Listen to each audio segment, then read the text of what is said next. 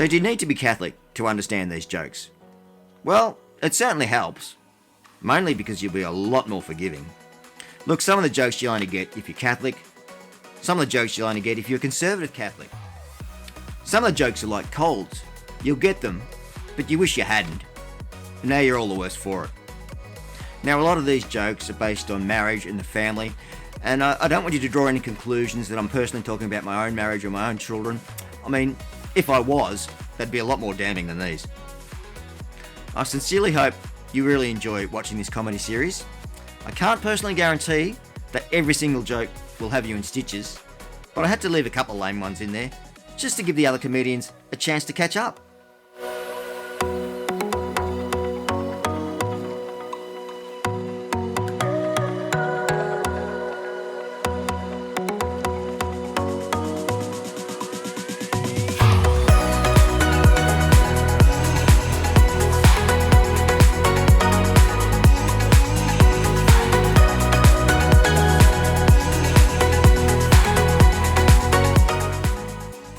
So there's this old man, he's getting very on in years and realises he's not going to live forever and needs to get everything right with God.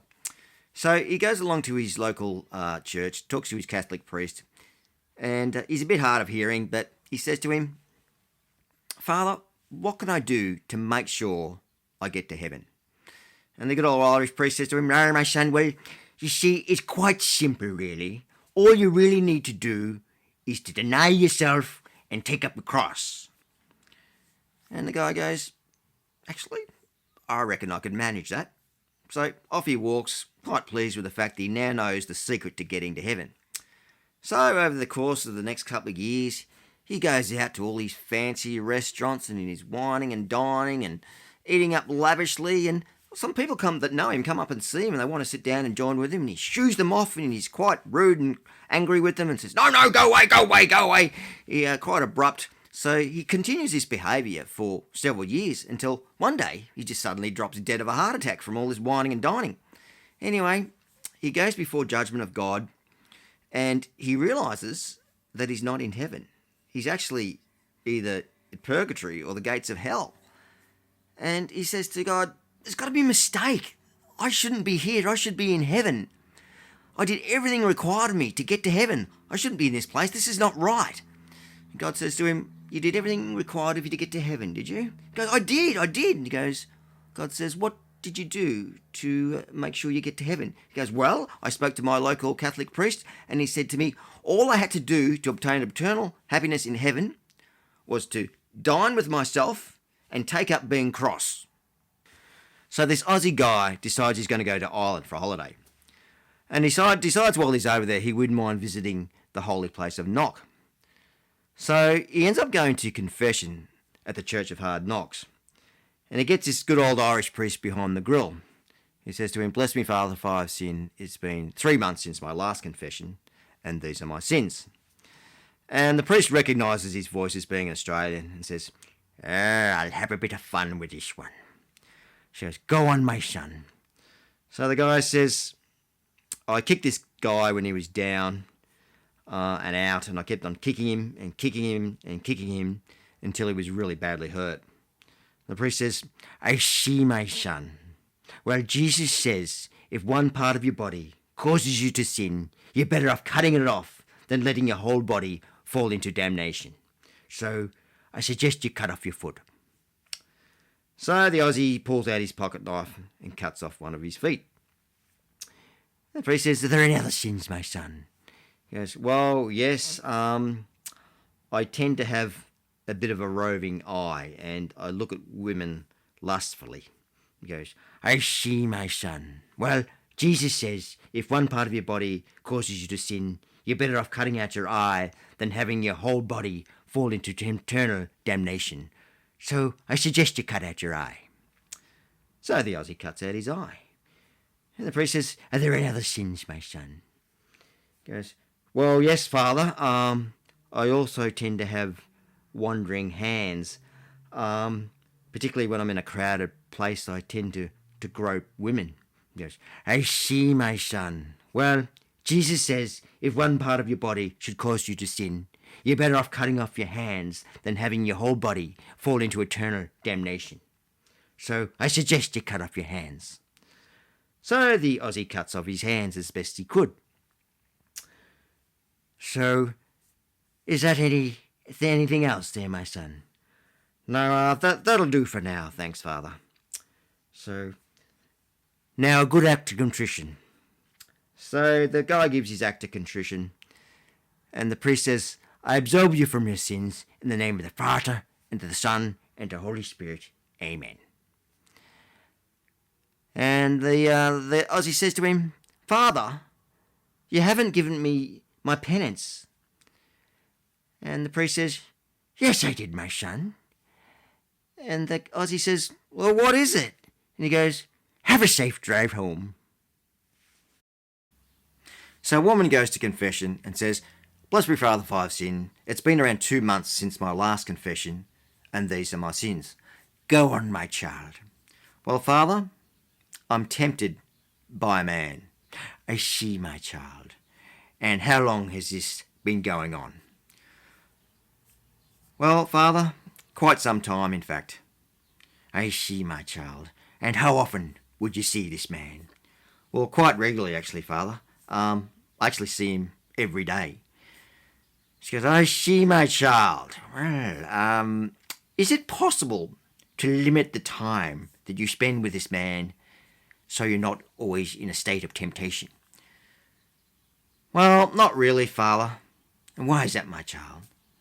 "Because I'm married to him." "I see, my child. In fact, I don't really see.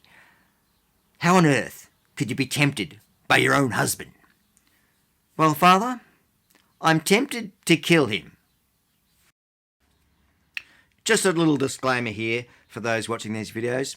Just be aware, for kids that may be watching, there are some adult themes and marital content throughout these jokes, so be mindful of that. I mean, we do want to encourage our children to actually get married, and these jokes could have the reverse effect, so just keep that in mind. Also, there is some mild swearing in some of the jokes. I mean, nothing too drastic, nothing you probably wouldn't use yourself on a Sunday morning when you're running late for Mass already, and then you can't find your keys. So a couple of jokes do have those. What I've done with these videos, I've tried to run them by what I call the mum test. And by that I mean, can I play this joke in front of my mum and not be worried? And if I'm being totally honest, I'd say about 98% of the jokes would easily pass the mum test. 2%, they might stretch the friendship just a little bit. But hey, Mum's 86, so I won't have to stretch it for that much longer. But Mum, all jokes aside, I do love you. And remember, I did get my sense of humour from your side of the family. So if you find any of this material aghast, then remember, it's all your fault. So you may have heard lately the Pope's got a new Pope-mobile. And of course, it's all electric, which is fully keeping with his green agenda and his Laudae encyclica on climate change and saving the planet. So he's decided to hold a press conference in Rome. He's invited his entourage and the press, and also his long-term driver, Pasquale. So at the press conference, just before it opens, he says to Pasquale, "Listen, Pasquale, we're doing things differently. This is the end of an era, and we need to be as efficiently as possible with this new electric vehicle. So what I've decided to do, I'm going to drive it by myself. That way you were saving weight, not two people being in the car. That's less charging, less electricity, and therefore saving the planet." So, Pasquale, we need to remember, it's very important to remember, that we need to stay away from fossil fuels. So I'm sorry to inform you, Pasquale, but your services are no longer required. But don't get dejected, you're doing greater good for the world. Remember that, stay away from fossil fuels. So Pasquale walks off with his tail between his legs, pretty depressed. He hasn't got a job anymore, doesn't know what he's going to do. So anyway, the Pope says to the rest of the entourage, "Okay, let's take this baby for a spin." Now, the Pope's not Italian. He can't drive for shit. So he doesn't realise that electric vehicles are a lot quicker than a conventional vehicle, and also the extra weight in the vehicle makes the handling quite different. So he takes off down the street in this new electric vehicle. He's going way quicker than he's used to because he's not used to the extra power. Comes to the first corner, brakes way too late, turns the corner on two wheels, just gets out of sight around the corner from the rest of the entourage, then manages to roll the thing 3 times, lands on his roof. So he's hanging there upside down. He can't get out. He's trapped. The doors are jammed. He's stuck in there. He's yelling and screaming, but no one can hear him. He's out of sight. So he's there for about 5 minutes, and he hears some footsteps coming along. So he looks out the window, and who should he see? But Pasquale on his way home. So he yells out to Pasquale, Pasquale, please help me. I'm stuck in this vehicle. The doors are jammed. I can't get out. Can you please help me? And Pasquale looks on at the Pope and says nothing. So the Pope goes, this is not good. I'll plead with him. So he pleads, Pasquale, please help me. This is an electric vehicle. It would catch fire. I could be incinerated. Please help me get out of this vehicle. I'm stuck. And Pasquale looks at the Pope and says, I don't think I will, Holy Father. The Pope says, why not, Pasquale? And Pasquale says, well, I'm going to do exactly what you told me to do, Holy Father. And the Pope says, and what's that, Pasquale? He said, you said we need to stay away from fossil fools. What do you do when your wife comes to you and says, darling, I think I prefer women over men? You say, that's great. At least we've got something in common now. A gay marriage. Even a slightly cheerful one would be nice. Bless me, Father, for I've sinned. It's been about 3 months since my last confession, and these are my sins. Father, it's coming up to our 25th wedding anniversary shortly, and unfortunately I'm just not feeling the joy for this celebration. Unfortunately, my wife seems to have lost all interest in me. There's no affection. There's not a lot of talk. She doesn't seem interested in anything I'm doing. She doesn't want to spend any time with me. I'm praying all the time to help this situation, but it seems to be getting worse and worse. So unfortunately, I just feel completely lost and completely alone, Father. I see, my son. Well, marriage can certainly be difficult, particularly over that period of time. And sometimes it's good to have a different perspective. And may I suggest a very short break from one another, not too long, but long enough to look at things differently. And look, I suggest maybe a trip overseas, perhaps consider some mission work. It'll help take the focus off your problems and then put those problems aside by thinking about others, by putting yourself in the service of others. You often forget your own issues, and when you return home, you'll find that the problems that you thought were big problems aren't surmountable anymore, and you might have a different way of looking at life and a different way of coping. So I think it'd be a good idea for you, my son, to go and do some mission work. I said, Father, me and my wife have both been doing mission work for about the last 20 odd years. I see, my son. What sort of mission work was that? I said, well, mission impossible. A man goes to confession and says, bless me, Father, for I've sinned. It's been over 2 years since my last confession, and these are my sins. So he confesses his sins, and the priest gives him absolution. And also adds to that, says, my son, it's very important to realise that we need to go to confession on a regular basis. Over 2 years is way too long. In fact, the precepts of the church indicate that we need to go at least once a year to be truly Catholic. And is there any reason, my son, that you took so long between confessions? He goes, well, Father, I was ashamed. I see, my son, it's perfectly understandable. We all feel like that from time to time. But remember, the only 2 people in the history of the world that were without sin was Jesus and Mary. So every single one of us sin. Every one of us. And it doesn't matter how bad our sins are, how severe they are, how often we do them, we can always receive true absolution in the sacrament of penance. So don't be shy to stay away from confession. We're all sinners. We're all in the same boat. None of us are without sin, except for Jesus and Mary, of course. So try to not be ashamed of that, my son. He goes, well, I wasn't ashamed for me, Father. He goes, well, who were you ashamed for? He says, well, I was ashamed of my wife. She was in the line to go to confession before I was, and it took her over 2 years to get out. So there's this young Catholic gentleman, and he's dating 4 different girls, and he's looking for a wife, and he's a bit unsure on which way to proceed. Each of these girls is a good Catholic catch, and he's not sure in which one he should pursue for the ultimate goal of marrying. So he decides to have a meeting with his local parish priest to get some advice, and says, "Father, listen, these 4 girls, they're all good Catholics, they're all beautiful, they're all good catches, but I'm just not sure which way I should go. One's an Australian, one's an Italian, one's an Asian, and one's an Irish girl. So can you give me some advice, Father?" "I see, my son. Well, always a difficult task when you've got all these women at your feet. But may I suggest that you go with your gut? And when I say your gut, I mean, how's this woman going to feed you for the rest of your life? Say, for example, in 30 years, if you married the Italian, are you going to be sick of pizza and pasta? Or, for example, if you married the Irish girl, are you going to be sick of potatoes and gravy? Or in 30 years' time, if you married the Asian, are you going to be sick of noodles and rice? So my suggestion would be go with your gut and see how you go from there." He goes, "Oh, I see, Father.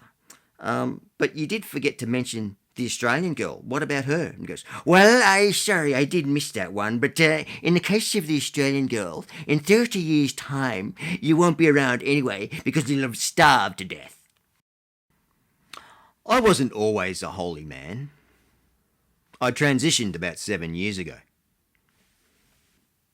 Here in Australia, it doesn't matter where you go to confession, you seem to get the same standard of penance. And it doesn't seem to matter how severe the sin is. You'd say, for example, "Bless me, Father, for I've sinned, I killed somebody," and you'd get the standard, say, 1 Our Father and 1 Hail Mary. Or you could say, "Bless me, Father, for I've sinned, I accidentally forgot to feed the goldfish and it died," and you'd get the same, say, 1 Our Father, 1 Hail Mary. So I took a trip to the States recently, and I thought, I'm going to test this theory in America and see if the same applies there. See what sort of variation they give you for different sins. So I rocked up to the church and spoke to the priest and said, "Bless me, Father, for I've sinned," told him my normal sins, and at the end I said, "And I also murdered someone, Father." He goes, "I see, my son. For your penance, say 1 Our Father and 1 Hail Mary." And I thought, I don't think he heard me. I don't think he's listening. I said, "Father, I actually killed somebody." He goes, "I see. Was it a Democrat or was it a Republican?" I said, "It was a Democrat, Father." And he goes, I see. Well, in that case, my son, just make it 1 Hail Mary." So maybe I should tell you a little bit more about the man behind the jokes. So I'm going to tell you 10 things about me. Number 1, my name is Paul McCormack. I was born in Melbourne at St. Vincent's. Maybe that's why they always say, "Duh, Paul." Number 2, I suffer from mental health. I'm healthy, but my kids are mental. Number 3, I'm happily married. I'm happy, and my wife's married. Number 4, I have 4 children, all conceived by IVF. As in, I'm very fertile. Number 5, we live out of town. I was driven there. Number 6, we live in a big house. It's called an asylum. Number 7, I never get myself into hot water. My 3 daughters use it all. Number 8, I have 2 children named after saints. My condolences to those saints. Number 9, my wife's going through menopause. She's never felt hotter. Number 10, my son's been blessed with my wife's looks and my wit. I guess you could call him a half-wit. My daughters have been blessed with my temperament and my wife's mentality. I guess you could call them temperamental. So a man decides to go to confession after 45 years of being absent away from confession. Says, "Bless me, Father, for I've sinned. It's been 45 years since my last confession, and these are my sins." So he starts listing his multitude of sins, and there are many. Anyway, he's going on for about 5 minutes, and then all of a sudden, he just stops suddenly. There's no sound, no voice coming from the confessional.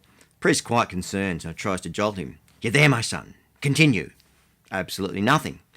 So fearing the worst, the priest opens up his cubicle and goes into the confession, and sees the man there lying slumped dead, motionless, nothing, dead as a doorknob. And in his hand, he's holding this roll of toilet paper. And in that roll is every sin imaginable listed. And you can see from the roll, he's only about a quarter of the way into it. And he's got many more to go. So the priest looks at him and says a prayer and says, such a shame, the poor fellow. He was on such a roll. I hope God can cleanse him of all his unfinished business. I fully support same-sex marriage. I think every validly married man should have the same amount of sex. I mean, why should some blokes fare better than others just because they're better looking or more irresistible or graced with the perfect body? But then again, on the other hand, Jesus did say, to much is given, much is expected. Now, sometimes during confession, you can get the real unexpected as well. I recently got a bit of a shock.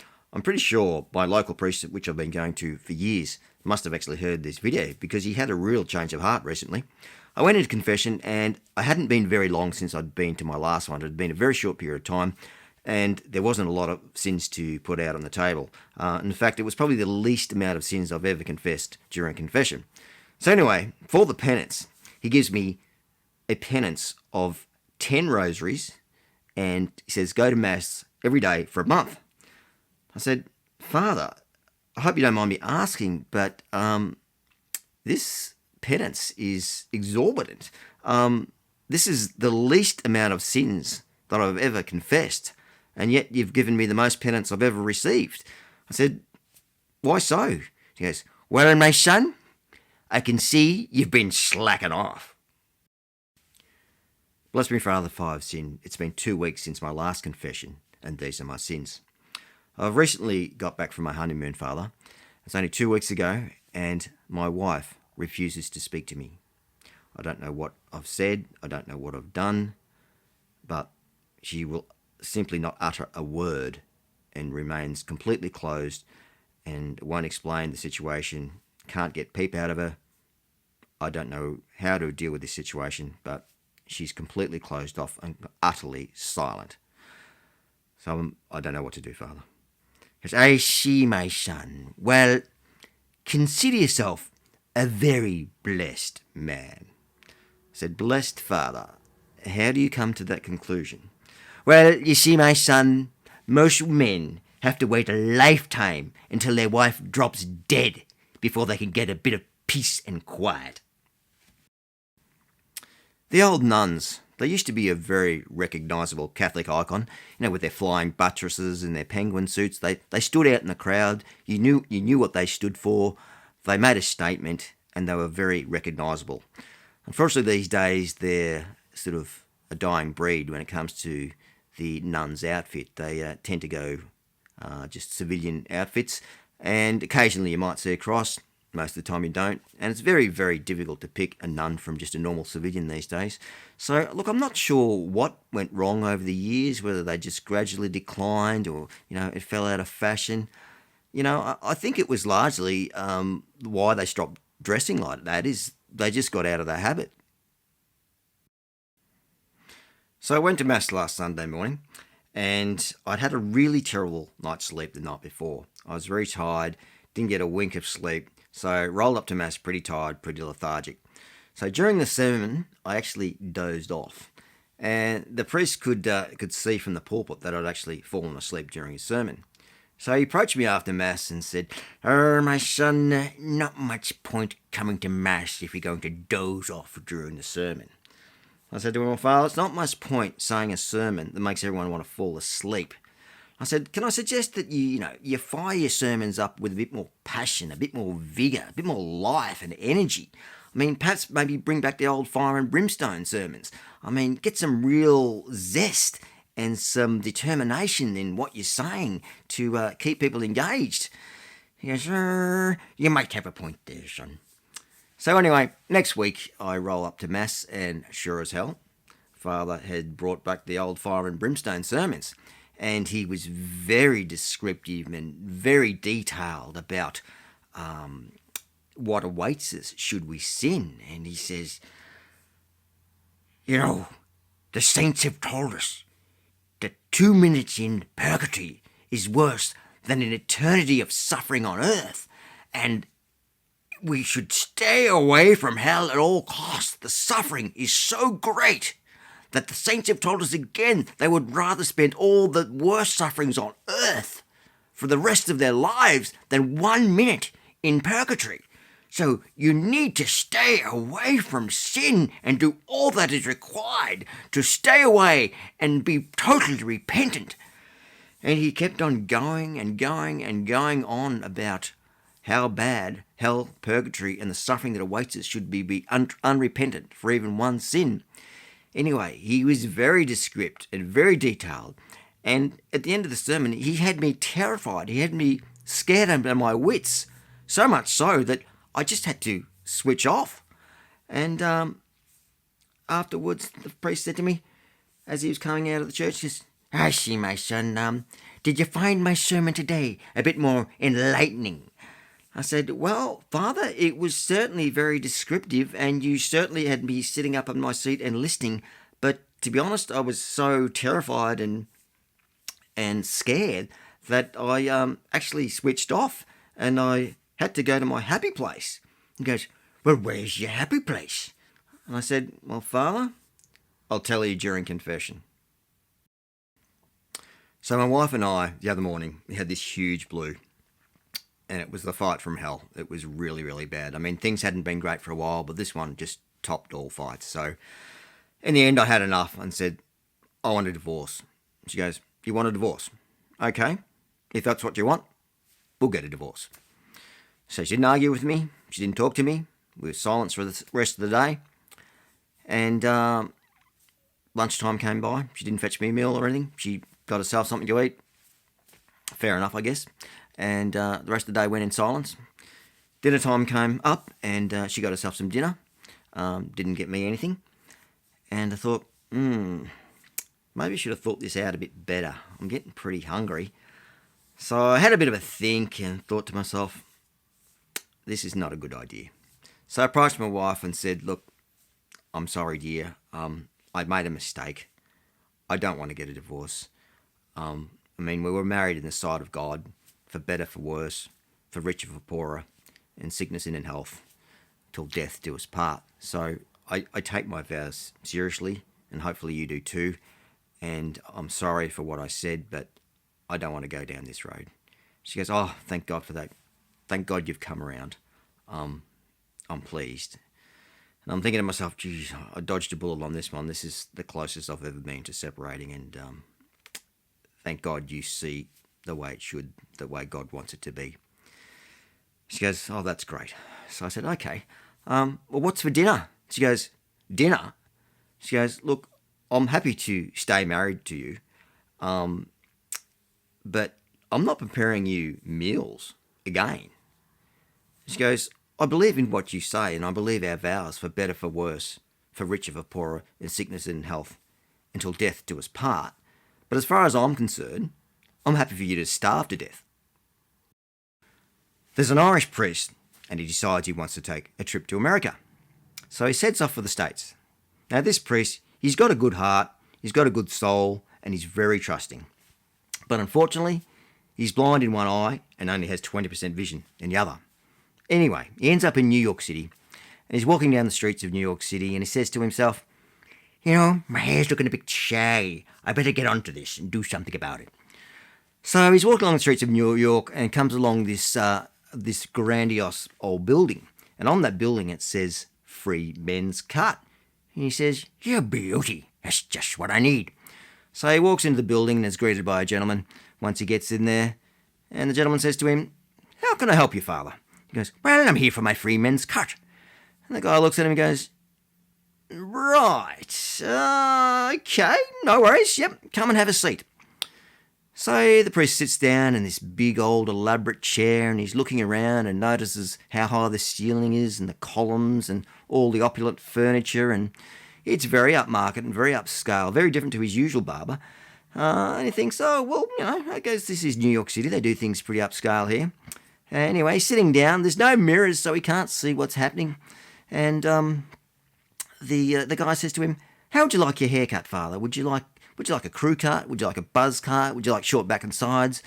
The priest says, "I leave it up to your professional judgment, my son." He goes, "No worries, Father. Let's see what we can do." So this guy, in the course of the next 20 minutes, proceeds to cut 3 perfect eccentric rings into the top of the priest's head. Now, he's totally oblivious to this because there's no mirrors in the place. So he walks out of there quite pleased with his free haircut. He's walking a few blocks from the building, and this gentleman comes up to him and says, Father, you've got a target on your head." He goes, "I know, my son. It's these bloody Democrats. They hate Catholics, I tell you. They just hate us." So he keeps on walking. Anyway, a few minutes later, another guy comes up to him and says, Father, you've got a target on your head." He goes, I know, my son.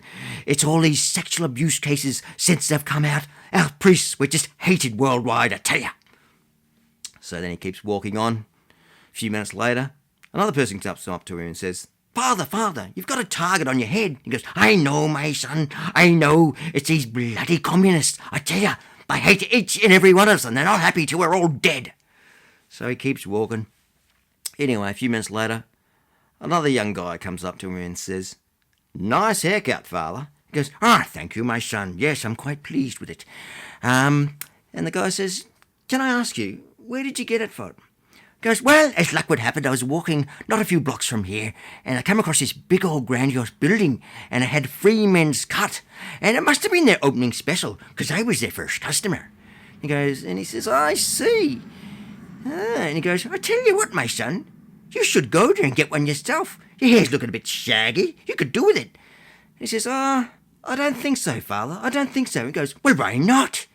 He says, "Well, that building you're referring to, it's actually the Freemasons' cult." And the priest says, "Oh, shit. I should have gone to Specsavers." So this man goes to confession and says, "Bless me, Father, for I've sinned. It's been a couple of months since my last confession, and these are my sins. Father, I find myself fallen for a married man. In fact, I think I'm in love with him." And the priest says, "I see, my son. Well, may I suggest the best course of action for you is to try and seek out the wife of this man you're in love with, and without letting her know that you're secretly in love with her husband, have a good chat to her, an in-depth conversation, talk about their married life, the good, the bad, the indifferent, and get a real sense of what it's like being married to this man. And I guarantee you, after you have a good in-depth chat with her, I don't think you'll have feelings for this man anymore. In fact, it'll probably make you not have feelings for any men ever again. So give that a go, and when you come back to confession next time, let me know how you went." "Okay, Father, I'll do that." So the man sets off and seeks out the wife of the man he's in love with. And he meets her and has a good chat with her. They get along like a house on fire, have a really good in-depth conversation, and find out all the nitty-gritty of what this man is actually like to live with.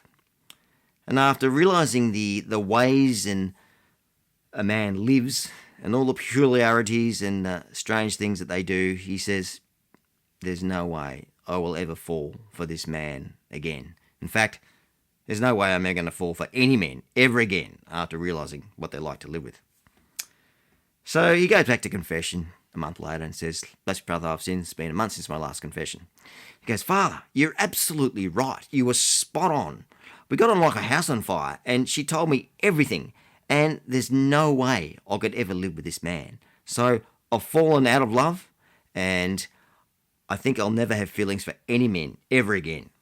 He goes, "Well, my son, the Lord certainly works in mysterious ways. Now, are there any other sins?" He goes, "Well, actually, yes, there is, Father. I've now fallen in love with a married woman, his wife." So this priest goes to his local liquorland and proceeds to collect this massive pallet full of gin and whiskey and wine and champagne and beer and every other spirit you could possibly imagine. So this thing's chockers to the block, full of grog. and he's exiting the building, ready to put it in his van. And one of the local parishioners who works at the local Liquorland sees him, and he says to him, "Ah, Father, I see you're pretty well stocked there. Is this where all our plate money's going?" He goes, "Well, not exactly, my son. Unfortunately, a lot of that money goes to pay off previous sexual abuse victims from the past. This one is actually a direct donation from the manager of Liquorland himself." The guy goes, "Really? How so?" He goes, "Well, you see, my son, he feels he doesn't want to donate directly to the church, knowing a lot of it's going to get swallowed up and wasted on legal fees and all sorts of other red tape going towards these sins of the past. He wanted to directly donate to our priests so we'd have something to enjoy immediately." "I see, right. So he's given you all this grog for nothing. So what's in it for him?" He goes, "Well, you see, my son, absolution." "Absolution from what?" "Well, absolution from giving the means to get us so sloshed in the first place." So a man walks into confession, says, "Bless me, Father, for I've sinned. It's been a month since my last confession, and these are my sins. I've become very, very, very angry with my wife lately, very bitter. You see, she spends all her waking moments on her phone, totally ignoring me, just scrolling, searching, night and day, absolutely obsessed, completely ignoring me, and can't get off the thing. And it's causing a lot of resentment, a lot of hurt, and I'm starting to hate her for it." "I see, my son. Well, the sins of the phone. We may not realize, but they go way back. Far more than what you may think. For example, Adam and Eve, they were tempted by an apple. So it's a tricky one, my son. It's a tricky one. Go on." "Well, the problem now, Father, is my daughter has got herself a phone as well." "Ah, your daughter. You've got a beautiful daughter. No doubt the apple of your eye." "Well, yes, Father. Anyway, she's becoming obsessed too and spending all her time on her phone and ignoring me as well. So the two of them are becoming totally obsessed with their phones, and it's just getting ridiculous."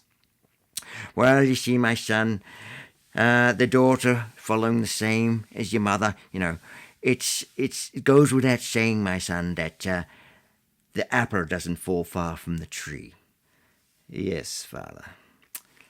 "So may I suggest to try and make amends for being cranky with your wife and your daughter, and to try and show them that you still love them despite the difficulties, to try and make peace with them. May I suggest, maybe prepare them a lovely meal, or perhaps a delicious dessert, maybe even a nice apple pie."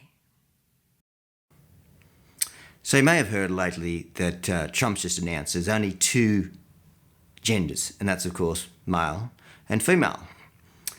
Anyway, as he was saying this, this woman piped up from the audience and says, hang on a minute. I refuse to be identified as either of those." So Trump turns to her and says, "That's okay. We'll just call you a UFO." She goes, "Meaning?" He says, "An unidentified frickin' oddball." My wife come to me very timidly and very shyly and said to me, "I'm sorry, but I'm seeing another man." I said, "Oh, I didn't see that coming. Wow. But I'm relieved. I'm very relieved." She says, "Relieved? Why are you relieved?" I said, "Well, I was going to come and tell you exactly the same thing." So it's coming up to our 25th wedding anniversary, and I decided I'll make a fresh start and go to confession, clean my slate. So I trotted off to confession. I said to the priest, "Bless me, Father, for I've sinned. It's been 25 years since my last confession, and these are my sins." He says, "Go on, my son." And I said to him, "In 25 years, Father, I've never considered seriously divorce once." He goes, "That's wonderful, my son. Well done. Then why are you here?" I said to him, "Well, Father, I've considered murder regularly, though." He says, "Oh, I see." He goes, "I tell you what, that woman who was in before you, this all sounds very familiar. Was that her? Was that your wife friend that came in before you in the confession? I said, no, Father, no way, no. He goes, you're sure, my son? He goes, absolutely positive. He goes, definitely not? I said, no way. He goes, how can you be so sure, my son? I said, because I carried out on the sin, Father. You know, with all this COVID stuff that's come out and the social distancing and everything, my wife and I, we were way ahead of the curve. I mean, we were practicing social distancing since the day we got married. But to be honest, we weren't totally obedient to the government. I mean, there were 4 occasions of uprising that could have got us into big trouble, and ultimately it has. Why do they call them gingerbread men and not gingerbread women? Well, because it's been long established that women bite the heads off men. The ultimate pickup line for you young bucks out there trying to snag a woman, this is what you do. You walk into a pub, a club or a bar or wherever you fancy and find the prettiest girl you can find. You walk up to her, get talking to her, ask her name. And hopefully she'll ask your name. And when she does, you say, I'm Hugo. And wherever Hugo, I go. This culture of death we have that's pervading our society is just getting so out of hand.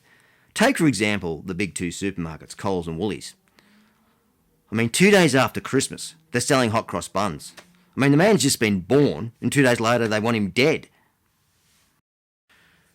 So it's a Monday night. Guy comes home from work, and he's feeling rather affectionate today, so when he goes to bed, his wife, he gives her a bit of a cuddle and, thought he'll see what happens.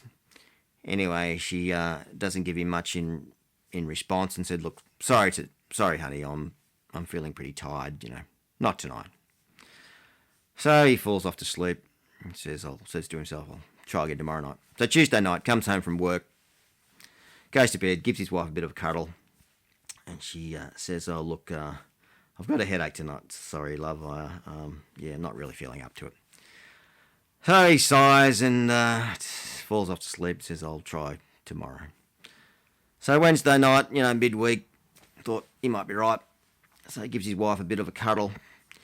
She goes, oh, sorry, darling, the kids have been rat bags today and they've worn me out and I just feel exhausted, so I'm sorry, I'm just not up to it.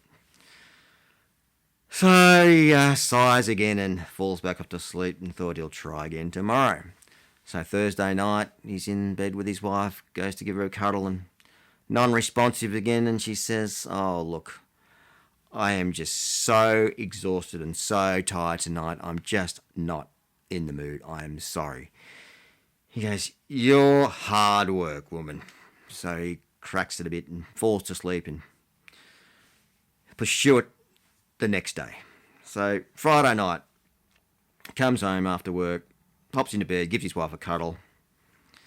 And again, nothing. No response, no joy to be found. And he goes, man, you are really, really hard work. So he cracks it and goes to sleep. Thought, well, weekend, there's no excuses, I should be right. We'll try again Saturday night. So he's in bed Saturday night with his wife, gives her a cuddle. And she comes out with all excuses in the world again. And he says, oh man, you are hard work. And cracks it and then just falls off to sleep and goes, Sunday's my only hope. There's nothing on, no sport, no commitments. Maybe I've got a hope tomorrow. So during the night, the wife sort of ponders how she's rejected him all week and thinks to herself, I was probably a little harsh. So in the morning, the husband goes to cuddle the wife, and the wife says to him, you said I was really, really, really hard work. He goes, well, you are. She goes, well, it's the Sabbath today, hun. You're not allowed to work. We all probably have a favourite saint, and my favourite saint would be Saint Padre Pio. I find him a very inspiring saint. But I also have a very unfavourable saint, and that would be Saint Anthony. Now, I'm not real keen on Saint Anthony. I'd recently lost all this weight. I started praying to Saint Anthony, and I found it again. So a woman walks into Mass with her dog and proceeds to tie the dog up in the back pew of the church. The priest hasn't started the Mass yet, so he sees this woman from the back of the church tying this dog up and says to her, "Sorry, man, but you can't bring your dog into the church, especially during Mass." She goes, "Oh, well, Father, it's my guide dog." He goes, "I know who you are. This is not a guide dog, and you are not blind." She goes, "Oh, well, it's my spiritual guide." He goes, "I meant to be your spiritual guide, not your dog." She goes, "Well, it's my anxiety companion." He goes, "Well, you have Jesus, you have Mary, and the saints to help you with anxiety problems, not your dog." She goes, "Look, I just want to tie the dog up here and leave it during Mass, and it'll be fine." And he goes, "It will not be fine, and I can assure you that if you leave that dog tied up in that back pew, I will ring the pound, it'll be impounded, and you will never, ever see that dog again." With that, she juts out of the church a million miles an hour, and he goes, "Where are you off to?" She goes, "I'm just going to swap my husband for the dog." So this is actually a very true story. So there's this bloke I know, and he goes on his honeymoon, and he's been a week on his honeymoon, and he decides to go to Mass on Sunday with his new wife. So he gets there early to Mass, and the priest is at the back of the church before everyone walks in, just greeting people as they walk in. So the priest greets them as he walks in, and he says his name and says, "This is my wife," and he can't think of a name. "This is my wife." He cannot remember her name. So after about 10 seconds, there's just nothing. It's just not coming to him, and he just draws a blank. So he goes, "This is ridiculous. I'll just have to ask her what her name is." So he actually asked his wife what her name was to introduce her to the priest. So the priest is quite bemused by all this and thinks it's quite funny. Now, interesting enough, that couple are still together over 30 years. And they've got about 10 kids. Don't know how that happened, but they have. And there's a moral to the story, I think, here, which we should all think deeply about. And look, if you're trying to find this, especially for guys, and this is good advice, if you're trying to find a wife that's going to last the distance, forget about her. So a young man walks into confession and says, "Bless me, Father, for I've sinned. It's been 3 minutes since my last confession, and these are my sins." And the priest says, "What could you possibly do in 3 minutes since your last confession?" He goes, "Well, as I exited the confessional, a young, attractive girl was walking in, and I had lustful thoughts about her." He goes, "Oh, she, my son. Well, in that case, say one Our Father and one Hail Mary." So the man walked out, and as the man's walking out, the young girl walks in. He says, "Blessed Father, for I have sinned. It's been 3 minutes since my last confession, and these are my sins." And he goes, "What could you have possibly done in 3 minutes, my daughter, since your last confession?" She goes, "Well, as I exited my first confession, a young, handsome man walked in, and I found him attractive and had lustful thoughts of him." He goes, "I see, my daughter. Well, for your penance, say one Our Father and one Hail Mary." So the next person walks into confession, young man again. He goes, "Bless me, Father, for I have sinned. It's been 3 minutes since my last confession, and these are my sins."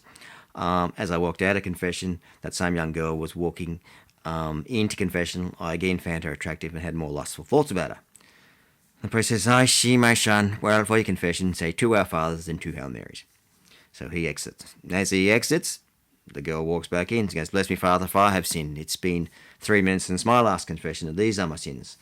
As I exited the last confession, that same young handsome man was walking back in, and I had more lustful thoughts about him. So, okay, for your penance, say 2 Our Fathers and 2 Hail Marys. Anyway, this went on and on, the swapping between him and her, the same sin over and over again for several hours. Anyway, by this stage, the priest had had enough. So the guy walks in and says, "Bless me, Father, it's been 3 minutes since my last confession. These are my sins." And he goes, "Listen, for your penance, I know what you're going to say, but for your penance for this one, can you go outside to the presbytery, and there you'll find against the wall a potato sack?" And the young man says, "Excuse me?" He goes, "Just do it." So the young man went off and went to the presbytery and found the potato sack. Meanwhile, the girl came back in confession, said, "Bless me, Father, for I've sinned. It's been 3 minutes since my last confession, and these are my sins." As I was walking out, I found that attractive man walking back in, and I had lustful thoughts about him. So she goes off, had a confession. By this stage, young man comes back in again with the potato sack, walks back into confession, says, "Blessed be Father, 5 sins." Spent 3 minutes from his last confession. "These are my sins." As I was coming back in, that young girl walked out again. Again, I found her attractive, and had lustful thoughts. So the priest says, "Okay, for your penance, this time, I want you to put that potato sack on from head to toe and cover yourself completely." And the young man says, "Why on earth would I do that?" And he goes, "Well, when you walk out of this confession, you won't be able to see her, and she won't be able to see you. And hopefully that'll be the end of it." And the young man goes, "Well, fair enough." So he walks out of the confession, fully covered, head to toe, in the potato sack. The young girl walks back in, says, "Blessed be Father, 5 sin. It's been 3 minutes since my last confession, and these are my sins." And the priest by this stage is absolutely fed up. He goes, "What on earth could you possibly find attractive in that man?" She goes, "Oh, no, Father, I didn't find him attractive." She goes, "Well, what's the problem?" She goes, "Well, it's the sin of malice, Father.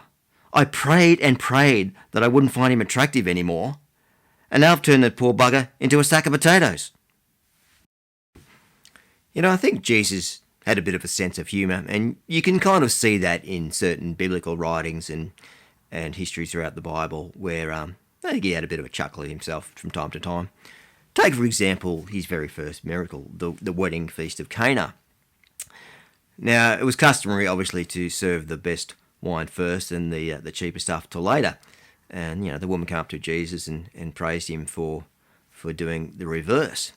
But I think Jesus had a bit of a chuckle in the background and said, "Well, actually, it wasn't my best batch, but I knew you guys would be so sloshed at the end you wouldn't know the difference." Could you imagine if Jesus was born in these modern times? Take, for example, the 3 wise men with their gifts going to Bethlehem. They didn't take the gifts with them. They'd just order them up from eBay, so they'd be there when they arrived. Well, imagine the delivery address on the eBay docket. It'd say, "Follow the star." Return address, the 3 wise men in the east. Well, actually, that'd be pretty easy these days because you wouldn't find 3 wise men in the east, so the place wouldn't even exist. And what about, would you like tracking with this order? Best not to. Herod could be watching. Part of a good sacramental marriage is to do things that you really don't want to do for the benefit of your partner and your souls and your marriage. For example, after 5 years of marriage, something that you should do but you really don't want to do is like get up at 3 o'clock in the morning to change the kids' nappies or feed them bottles or waking up and placate a screaming child. After 10 years of marriage, something that you should do that you don't want to really do is you have to get up at 5:30 in the morning to take the kids to Auskick footy training at some ridiculous hour in the morning. After 20 years of marriage, something you should do that you really don't want to do is, say, pick up your drunken teenage kids at 3 o'clock in the morning at some pub and bring them home safely. Something you should do after 40 years of marriage is perhaps babysit your screaming, out-of-control grandchildren for weeks on end while your children have a bit of reprieve from them. After 50 years of marriage, something you should do but you really don't want to do. Help your wife with her various ailments and incontinence problems and go out of your way to make her comfortable, even though it can be pretty gross at times. Something you should do but you really don't want to do after 60 years of marriage. Have sex with your wife. Bless me, Father, for I have sinned. It's been 3 months since my last confession, and these are my sins. I've been really, really struggling lately with our children. They don't seem to want to follow the faith journey. They've stopped going to Mass. They've stopped going to confession. They've stopped taking their faith seriously at all. And they don't seem to follow anything that we've told them to do. And they've completely given away their faith, and it's becoming very distressed and causing lots of havoc within our family. I see, my son. Well, what I can tell you, that children, they'll never, ever, ever do what you say, but they will, however, do what you do. So it might take some time, but if you lead by example, eventually the children will come back and do what you do. Never do what you say, but they'll always, eventually, do what you do. I said, oh, I see, Father. Well, that could be a bit of a problem because I'm a drunken, womanising, thieving, gambling, lying, cursing, drug addicted, porn addicted, selfish, loathing, insipid shell of a person. I see, my son. Then what about your wife? Oh, she's a saint, Father. Well, in your particular case, my son, I suggest the best course of action for you in particular, would be to simply just make the maintenance payments. So this one's actually a true story. I was visiting my parents a while ago in Bendigo, and we had a few days off. And I decided to check out Dad's book collection. He's got thousands of books, and 80% of them are religious, 20% are either footy or cricket. So I decided to grab this book on John Vianney. And St. John Vianney, as many as you would know, is the cure of Ars. So in France. So I'm sitting on the bed, or laying on the bed, reading this book. And my son bounces into the room and sees the cover of the book and takes a gasp and then rushes out and starts yelling out to Mum. He goes, Mum! Dad's reading a book about arses!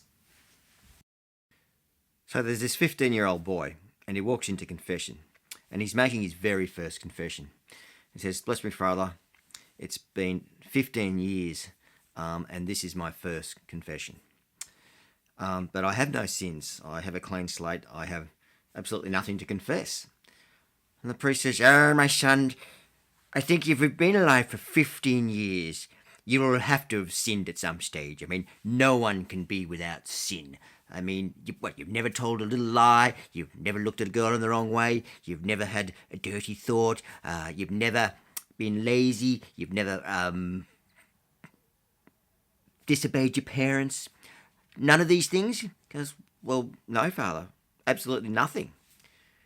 He goes, that is it's impossible, my son, impossible. How could you possibly not sin in 15 years, even a little sin? He goes, well, Father, when I was 3, I had a severe car accident, and I've been in a coma up until only 2 weeks ago, and I came out of that coma, and my parents decided that they wanted me to make my first confession and communion as quickly as possible, so that's why I'm here. So I guess, Father, you could say for the last 15 years, I've been asleep. Ah, there you go, my son. I told you you'd sinned. What's that, Father? Sloth! Right, Father, okay. And well, for your penance, my son, for your laziness, and the fact you've done nothing for the last 15 years, for the next 48 hours, I want you to stay wide awake. The boy says, 48 hours wide awake. That shouldn't be too hard. I hear these days everyone's going woke. I'm having an affair with our next door neighbour. She yelled through the fence one day and said to me, you're an a-hole. I said, well, that's not fair. And she said, your kids are always yelling and fighting and screaming and carrying on. I just want to kill them. I said, well, that's fair. Now, I come from quite a large family, and all of them got degrees and doctors and teachers and all sorts of accolades, but I'm the only one in the family that doesn't have a degree of any sort. So I was feeling a bit inferior about all this. I thought I'd better do something about it. So I thought, what can I do to get a degree? Anyway, I didn't actually have to do much at all, really. In fact, I didn't do anything at all, actually. In fact, I got the degree from doing absolutely nothing. It's called the third degree.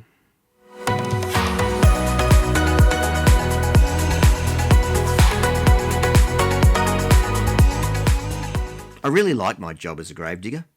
Really brings me down to earth. Why is a square better than a circle? Because circles cut corners. I met my wife at the local supermarket. I was cleaning the floors there, and I swept her off her feet. What do you call an insomniac riding a horse? Sleepless in Seattle. What do you call a group of cattle all heaped together in a paddock? I don't know. I've never heard of this joke. You know, I'm blessed with a Midas touch. Everything I touch just turns to crap. I might as well just give up and die. I like fine dining. I'm fine with someone else paying for it. Now, when I was a teenager, I wasn't overly sporty, but I used to play baseball. I tried to get to first base with a girl, and she kicked me in the balls.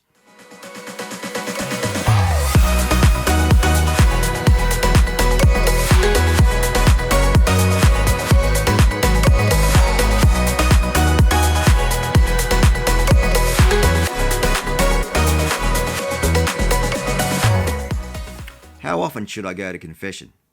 That's a common topic that often comes up in Catholic talk. And the teaching from the church regarding the frequency of confession is quite clear. You need to go at least once a year. But in practical terms, it's better to go much more often than this. Particularly if you've got sin or mortal sin on your soul, you definitely don't want to be going to communion if you have mortal sin on your soul. So you need to go as often as required and as often as you can. I remember years ago, I was going every day to confession for a month.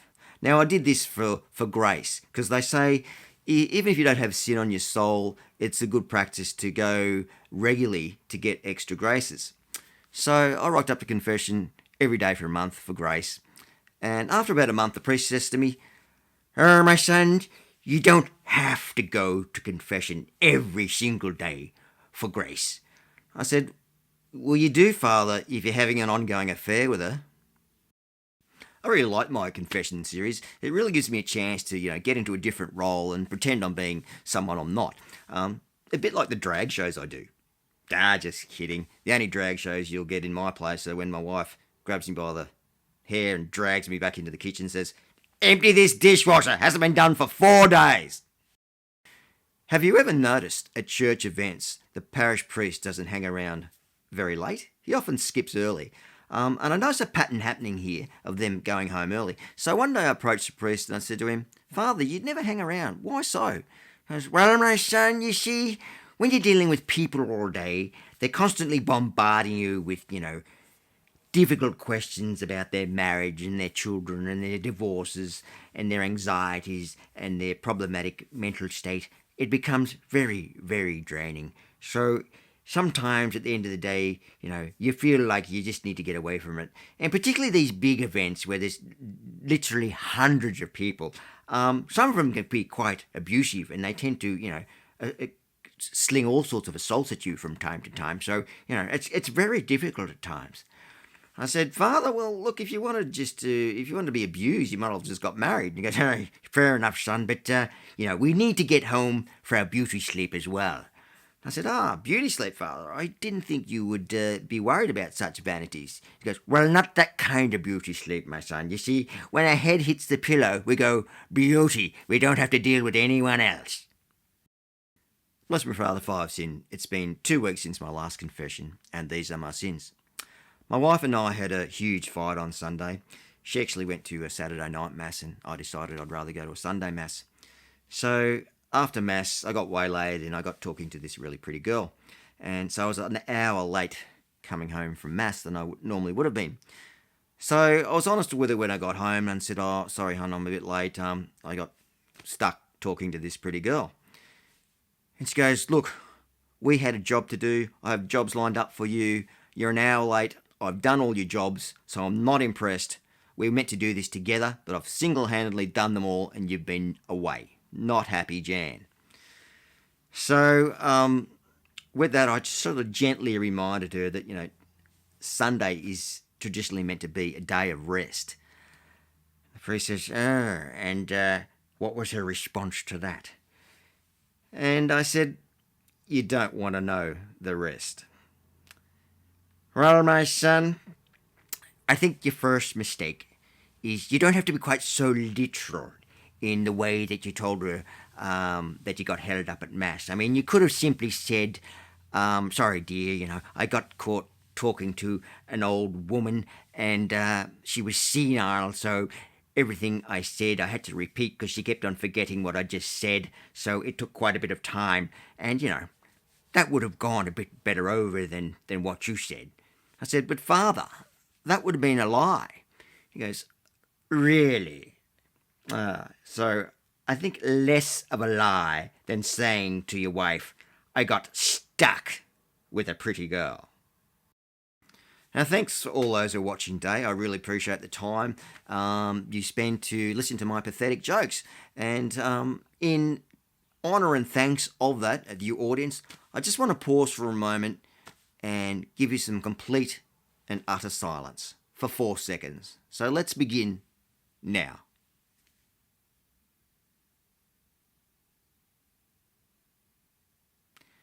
Do you remember that sound of silence? Do you remember what it was like?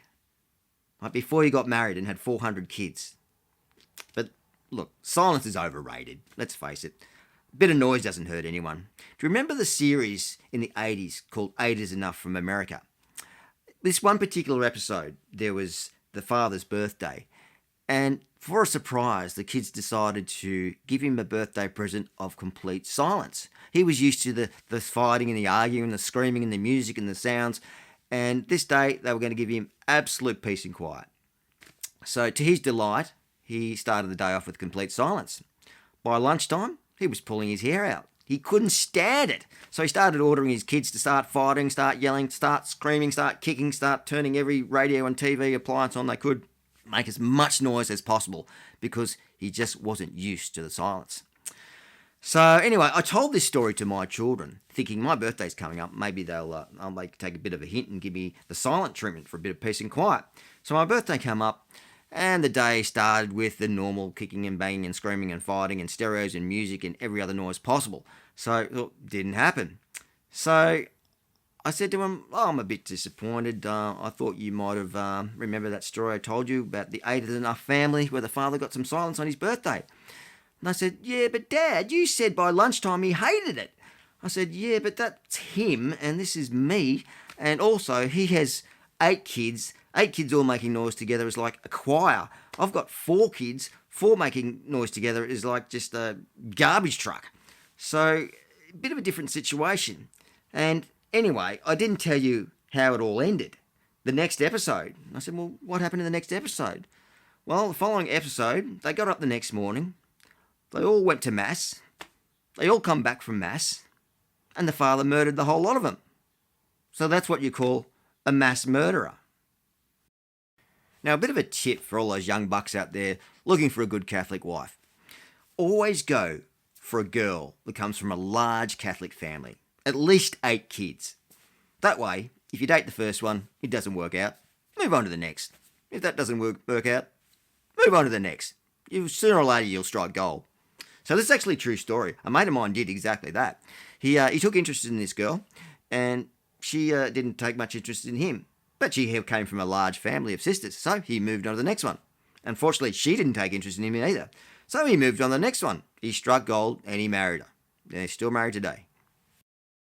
So a man very sheepishly rocks up to confession and says, bless me, Father, for I've sinned.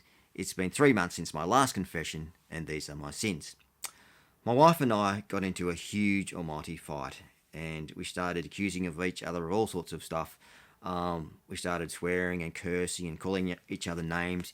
It got more and more in depth and heated, and became to a point where I was backed into a corner and didn't know how to react. And in all this arguing and fighting, I lashed out at my wife and I hit her. So for these and all my sins, I'm very sorry, Father. And he goes, how many times did you hit her, my son? I said, just the once, Father. Only once. He goes, I see. Well, once is too many times, my son. And the sin of violence like this is something to be really concerned about, and probably indicates you've got some more deep-seated problems than just a simple fight. So perhaps some counselling is in order here, and I think you should seek that out. In relation to your penance, my son, it's a very severe sin that can lead to ongoing issues if you don't get hold of this straight away. So I'm going to give you quite a severe penance, my son. For your penance, I want you to say 5 decades of the rosary every day for a month, and I want you to go to Mass every day for a month as well. Could you do that, my son? He goes, well, Father, that's pretty severe penance.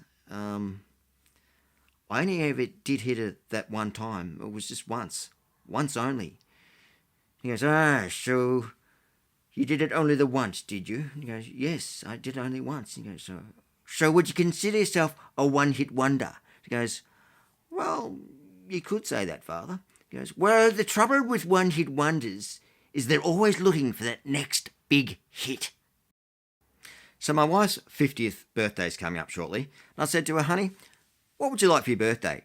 She says, well, I think I'd like a romantic getaway. I said, oh, that sounds lovely. Where can we go? She says, well, you won't be going anywhere. My idea of a romantic getaway is to get away from you. So when you start dating someone, it's very important to ask the hard questions and the right questions. For example, it can be the simplest little thing that makes the ick moment that makes you want to reconsider the whole possibility of whether this person is really right to marry. One couple I know, for example, started going on a date, and the date went pretty well. So they had a second date. That went even better. So 6 months down the track, they're actually engaged.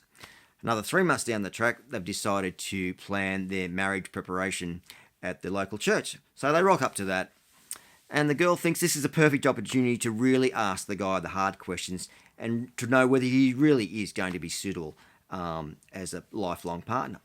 So she says to him, are you prepared to give up your time, your energy, a lot of your freedoms, a lot of things you used to enjoy doing as a single man to help raise our family? He goes, yeah, I'm happy to do that. Are you prepared to give up the time at the pub with the boys, your time at the gym, your local sporting events that you like to see regularly, and your pool down at the club that you like to play on a Saturday night? Are you prepared to give up all those things to help raise our family? Yep, I'm happy to do that. Are you prepared to come with me to Mass every Sunday and raise our children in the faith and help them with their schoolwork, help them find jobs when they get older, help them learn to drive a car when they're of the right age, take them to parties and pick them up at ungodly hours in the morning? Are you happy to do all that? Yep, I'm happy to do that. Yes, okay. Are you happy to give up smoking? Are you happy to stop buying designer clothes that you used to buying? And you're happy to stop going out and seeing movies and shows that you've often done for the sake of the finances and being able to put that towards raising our family? Yep, happy to do all that. And then they get on to the family planning. And the priests start talking about the natural method that the Catholic Church teaches in order to bring children into the world. And so the guy says, look, I'm fine with all that natural planning stuff. As long as we draw the line at 6, I don't care how we do it. And the girl goes, right, 6. Okay, why 6? Why not 6 or 7 or 8 or even less, Why do we have to top it at 6? And he goes, well, 6 is all I want. That is enough. No more. 6. I draw the line at 6. You can have every other concession you want in this life, but I ain't having any more than 6 kids. And she goes, well, we don't always get that choice. Like, if we're doing things naturally, it's whatever God sends us. It might be 6, 7, or 8, or 9. Who knows? But we can't dictate how many children we're going to exactly have. No, I draw the line at 6. She goes, what's your obsession with 6? He goes, well, 6 kids is all that's going to fit in a Land Cruiser. She goes, right. She goes, well, we might just have to buy a minibus or something if we have more than 6 kids. He goes, I ain't driving no stinking Toyota Hiace. She goes, right. So the lesson here, guys, is if you want to marry a good Catholic girl and do things naturally, you kind of have a choice when your family gets bigger than 6. It's either Toyota Hiace or abstinence. Now, I know what you're thinking. Abstinence. So a man walks into Mass just before it's about to begin, and he walks right up the centre aisle, right at the front for everyone to see, stark, raving naked. And the priest notices him walk up and chases him up the aisle and says, excuse me, sir, you cannot be here fully naked. You must leave. This is ridiculous. This is an offence to God and to everyone else here present. He goes, but Father, I read a passage in the Bible and it said I have to give up everything I possess and follow Jesus. So that's what I've done. And he goes, well, he's about to unfollow you. Go home and check your Facebook page. He goes, but Father, I've done absolutely everything I possess. I've given up. And he goes, well, not quite. You haven't given up everything you possess. He goes, what? What have I not given up? What do I still possess? And he says, the devil. Hey guys, if you're still here, thank you, and I appreciate you putting up with me for so long. And just to let you know, a plenary indulgence has been granted to you for the long time suffering you've put up with me. And if you don't know what that is, Google it. But we have heaps more coming, heaps more material, so a new video will be coming soon. If you like what you see, subscribe, leave comments, good, bad, or indifferent. And remember, I've been married for nearly 30 years, so I'm used to criticism. Have a good one. Catch you next time.